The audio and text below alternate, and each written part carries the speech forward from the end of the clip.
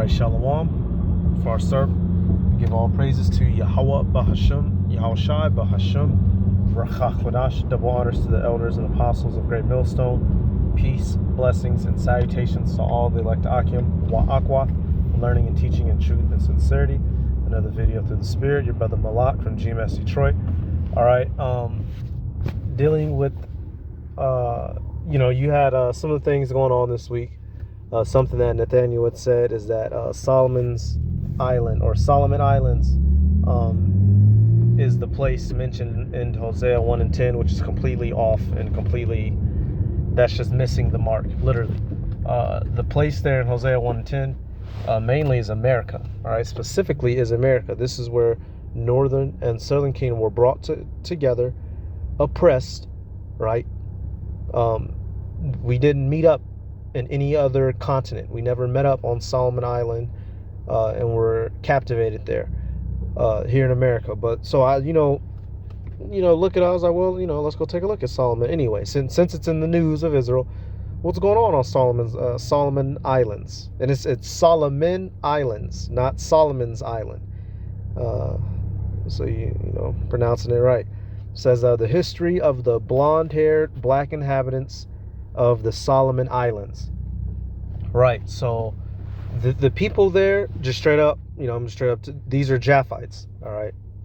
Some way, somehow, especially you look at the dog on the left here, you can see it in his face. He got that look, just put some tattoos on him, he'll be right at home. But these are dark-skinned people who some of them sometimes will have like a blondish, dusky type hair. And even Esau has to admit here, it's not because of the fact, he didn't get this blonde hair because he mixed with so-called white people. It's just a genetic trait that those people tend to have. And now, they're going to use some of their pseudoscience, all that DNA stuff. Some things you can deal with, some things you can't, right? So eat the meat, spit out the bones, obviously. But the whole point of this video is to prove that dark-skinned people can produce all variations on the spectrum in terms of the darkness or the lightness of the skin. All right, so the birth story of Jacob and Esau, not only is it very plausible, it's exactly what happened. The Heavenly Father had two dark-skinned people produce a child with recessive traits. That's all it is. So yes, dark-skinned so-called black people, whether they be Negro black people, Hawaiian black people, African black people, have the ability to produce a child that's on the complete other end of the spectrum. Different color eyes, different color hair, different color skin. Albinos, you have them heavily in Africa in certain parts, right? It's not impossible. So, just further proof, y'all, we're not crazy. And ultimately, the Heavenly Father can do all and anything He wants to do with anybody at any given point in time. So let's start, because I just want to read that Genesis 25. Actually, I'm sorry. I just want to make reference to the video that I was talking about real quick. This is Elder Apostle Tahar's video where Nate was going off like a mug right here. I'm going to just play this real quick, then we'll get that Genesis 25. Then we're going to read a little bit of that article. And then it was move on.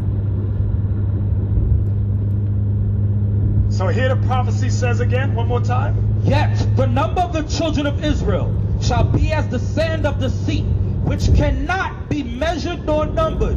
And it shall come to pass that in the place where it was said unto them, Here in Solomon Island, ye are not my people. so he said, in a place, he said, here in Solomon Islands. It's not talking about Solomon Islands. It's not talking about where Israel scattered. It's talking about Babylon the Great. Yeah, so I don't understand how that's insanity. That's complete insanity. So there's a clip. Nate, come on, dude. Genesis 25. Oh, that's why. Genesis 25. Let's read the birth story real quick of Jacob and Esau. Genesis 25 and 23. It says, "And the Lord and Yahweh said unto her, 2 nations are in thy womb, and 2 manner people shall be separated from thy bowels, and the one people shall be stronger than the other people, and the elder shall serve the younger." Isaac and Rebekah were expecting children. Come to find out, Rebekah was pregnant with twins, and went to inquire of a prophet why she could feel contention and strife in her stomach, and found out here, that these were twins, and that they, although they both come from you, these would be 2 different nations of people. All right, it says 2 manner. What? They have different mannerisms. One child is going to like these things over here. The other child is going to like those things over there. Although they will be siblings, they will be the progenitors of 2 separate nations. And for these Christians, they just can't seem to grasp it. The words are right there. Okay, keep going. "And when her days to be delivered were fulfilled, behold, there were twins in her womb, and the first came out red all over like an hairy garment, and they called his name Esau." Right. So the first child came out red. All right, what these people call today white. He was lacking dark skin. He came out. Let's do this. Right here. All I did was type in newborn baby. Right here, you see the. Let me find the best one. You see the best one. The best one I can find. Right here. Right. You can see some of the colors around him. He has white around him. This is a better one. This baby has white, but his skin literally is a variation of red. Right?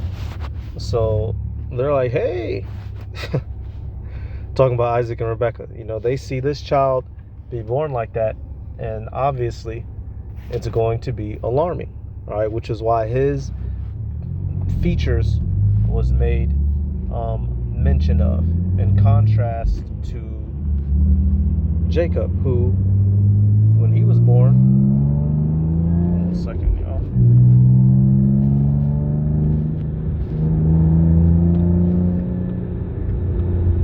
When Jacob was born, there's no mention of his color, because he came out normal. All right, it says, "And after that came his brother out, and his hand took hold of Esau's heel, and his name was called Jacob. And Isaac was 80 years old when she bare them." Right. So there's no mention of Jacob's color, because he came out looking normal, in contrast to his brother. So these 2 dark-skinned people produced a so-called, in today's terms, white baby. In particular, the word being used is red. All right. Esau, Aisha, wasted away, referring to his pigment, as we've been taught. Right. Edom literally means red. So now, when you come back here, so without a doubt, we see that through reading through Genesis, people of color can produce somebody of, let's say, lack of pigmentation, right? What are these people doing, man? What are these people doing? I'm sorry, y'all, I'm on the road.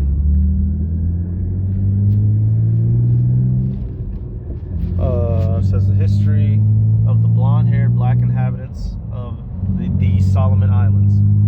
It says Melanesia, wow, yep, which means islands of black people, is home to the Solomon Islands and a population of black people with light blonde hair. Right.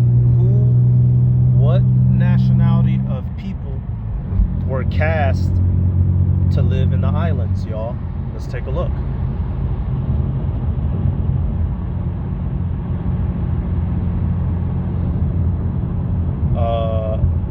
Genesis 10:1, it says, "Now these are the generations of the sons of Noah, Shem, Ham, and Japheth, and unto them were sons born after the flood.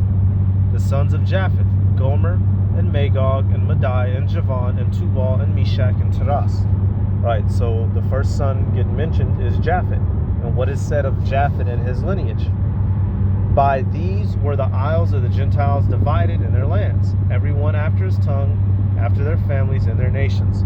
Right, so we see that the Japhites, him and his descendants, they took the isles. Isles is another way of saying islands. All right, small bodies of land surrounded by big bodies of water. Okay, so these are not, which now obviously Israelites are everywhere. So some of them very well could be Israelites, but these are not. You know, we're not them. They're not us. We didn't go over there and serve captivity. We were brought over here. It says islands of the black people is home to Solomon Islands and a population with black people with light blonde hair. We're going to jump down. It says the Melanesian country of the Solomon Islands is a home to a population of black people with striking light blonde hair, also comprised of the nations of Papua New Guinea, Vanuatu, and Fiji. The name Melanesia, which was derived from the Greek, which means islands of the black people. All right. So just, you know, some background information. Now, we're going to skip this second paragraph because they get talking that bullshit 400,000 years ago. Bloopity, bloppity, bloopity. They get to talking that goofy shit. So don't mind that. But what I do want to point out, the third paragraph right here, so that's where we're picking up. Because, you know, Esau, when Esau's confused, he'll start to tell a little bit of truth when he can't figure shit out neither. It says, according to sciencemag.org, about 10% of the inhabitants of the Solomon Islands have bright blonde afros. This constitutes over 500,000 people, so 500,000 of them. It says various hypotheses have been formed in an attempt to explain the anomaly. Some people believed blonde Melanesians got their hair color through diet, salt water, or sun exposure, which all three of those are incorrect. There's nothing you can eat to change your skin, hair, and eye colors, man. That's that pseudoscience bullshit that Esau Edom loves to push and forced us to hearken to growing up as children. Shoving that BS down our throat, and it's a wholesale fucking lie. All right. If that's the case, you can just line up 10 white people, just stand them in the sun indefinitely until they become dark skinned, and then their hair falls out and it regrows as nappy headed Negro hair. That shit don't happen. It doesn't happen. Time does not make people's bodies fucking morph. That's that Edomite BS. All right, just a couple more paragraphs, y'all. It says others assume the golden tresses were a result of European genes passed down through natives mixing with traders and sailors. However, this type of mixing was highly uncommon over the years, and it turns out none of these ideas are correct. Right. So just because, so you see, you know, Esau Edom, he has a demonic sense of superiority complex. He believes that everything on earth came from him. You know, he made everything great, and because these people were running around with blonde hair, he believes that, you know, oh, well, we must have went over there and made some babies with them and did all that. No, it wasn't that. Y'all, even though y'all probably did go over there and kill some of them, rape some of the women, like white people are notorious for doing. Whenever they show up, they kill, rape, lie, and murder. But that's not why they have this blonde hair this time. It says a study from the Stanford University School of Medicine found that the trait is actually due to a single native gene that is very different from the one that causes blonde hair in Europeans. This gene is found exclusively in Melanesians. Right. So they have their own gene that gives them blonde hair. All right. And that's Esau Edom decided to tell a little bit of truth with his science today. Certain things you can use science for good to find out to be true, but much of it, you know, when he starts throwing out them big numbers, the hundreds, thousands of this and that, just go ahead and toss it in the trash can. All right. Jumping down. Let's read through says, well, it says a human characteristic of blonde hair arose independently in the equatorial Oceania. That's quite unexpected and fascinating. The study's co-author, Emar Kinney, PhD, told Stanford Medicine Magazine. Right, so people in that area developed it on its own. And what is it, y'all? It's a form of leprosy, and we're gonna go cover that in the scriptures. All right, and so they're clean lepers. All right, when you any sort of ill or any sort of skin disease or illness, you have two forms of it: clean and unclean. Clean meaning you can touch them or come into physical contact with them and you're not going to catch it. Unclean meaning if you touch them you will catch it. Let's say, for instance, ringworm, right? You heard it a lot as little kids. Little kids are always touching and playing with each other. One kid gets it, and then the whole, kindergarten class gets it, or one of the kids get chicken pox, right? And then somebody, because you come into physical contact with them, touching, now the whole class got chicken pox. All right, leprosy isn't just one. Leprosy can include a handful of things or multiple things. It's not just one disease, if you will. It says the article points out that worldwide blonde hair is considered a rarity, and that Oceania is the only place in the world it is seen with substantial frequency outside of Northern Europe. The contributing gene is present in 26% of Solomon Islanders, and blonde natives of the country carry 2 copies of it. Right. So we're just going to get one more last verse to finish this up. We're going back to the scripts. One last paragraph. I'm sorry. This last paragraph puts a nail in the coffin. What's it going to say? He told on himself, y'all. It says the blonde hair of Melanesians is yet another example of the wide range of diversity found among the various black peoples of the world. Not all black people are the same. You have Ham, you have Japhet. Everyone used to be dark. Moab and Ammon used to be dark, but this is a true statement. Not all dark-skinned people. Dark-skinned people are capable of producing all different kinds of variations. All right, that's the point of that sentence. It says, just as there's diversity in the different cultures and traditions, black peoples across the globe come in various skin hues with a vast assortment of beautiful and awe-inspiring physical features. All right, so they put a nice little bow on the end of it to make you niggas not hate yourself. All right, so what we gonna do? Let's prove some of the statements that I made that blonde hair is leprosy. Let's go back. And hey, brothers and sisters, we're gonna. Whenever I cover topics like this, I always back it up. We're all gonna get our proper image back, because you do have some of us who we don't look the way that we would like to look, right? We some of us, wouldn't have babies with our forefathers at some point had babies with a heathen woman.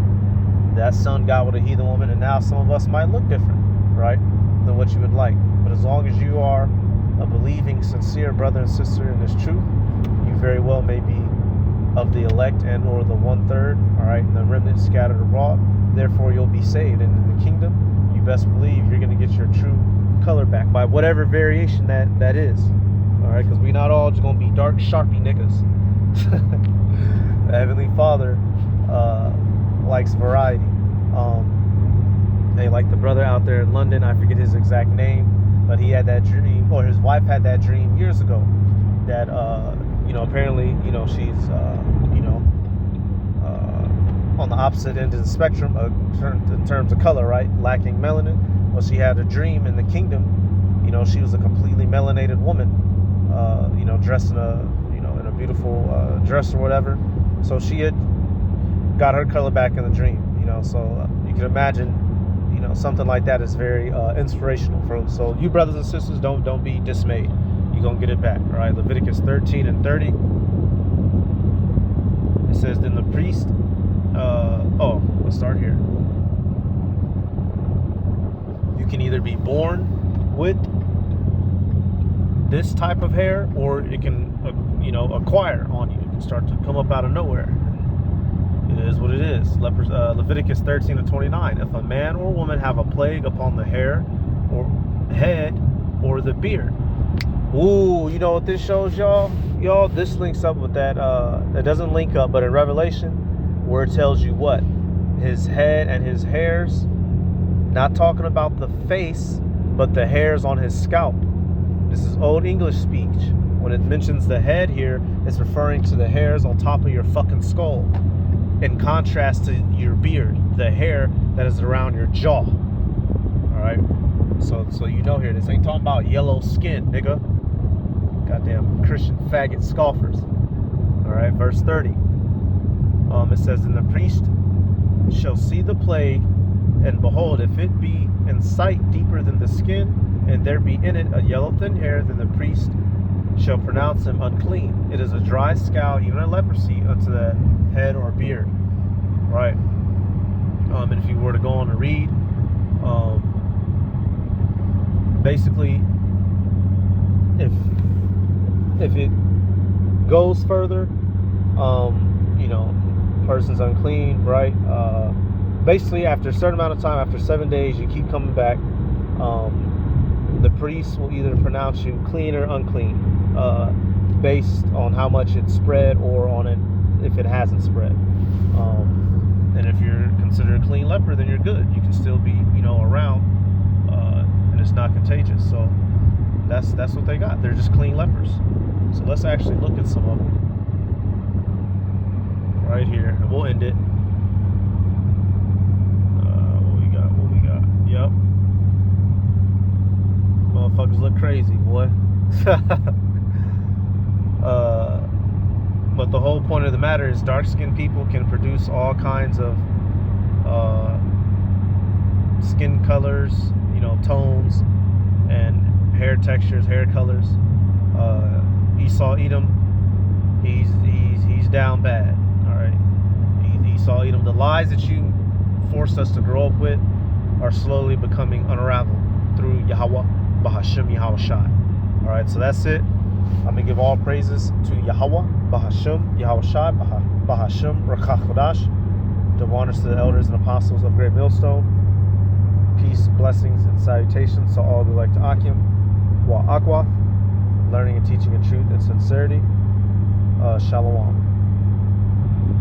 I'm sorry, y'all. I want to do one more thing, because it also mentions the skin turning white. That's a form of leprosy. Today they call it vitiligo. Right? I actually knew a kid growing up in high school. He had this.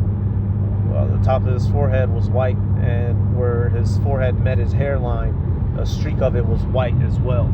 It also mentions this in Leviticus 13:3. Says, and the priest shall look on the plagues in the skin of the flesh, and when the hair in the plague is turned white, and the plague in sight be deeper than the skin of the flesh, it is a plague of leprosy, and the priest shall look on him and pronounce him unclean. So let's Google that real quick, because in the fourth verse it says what? And if the bright spot be white in the skin of the flesh, so it can be on your hair or it could be on your skin. What does that look like? Right here, perfect. Vitiligo. I was pronouncing correctly. Right here, it was literally, you see the skin losing its pigmentation, and the hairs that were black are literally turning white. Like the kid that I knew, he literally looked like this, but not a baby, of course, but the white was coming down the middle of his head like that, and it was on his forehead. So just showing all this, you know, just proving the fact that we're correct in our understanding of the scriptures. Esau Edom has leprosy. He's flipped the script completely upside down. So the truth is out here now. Shalom.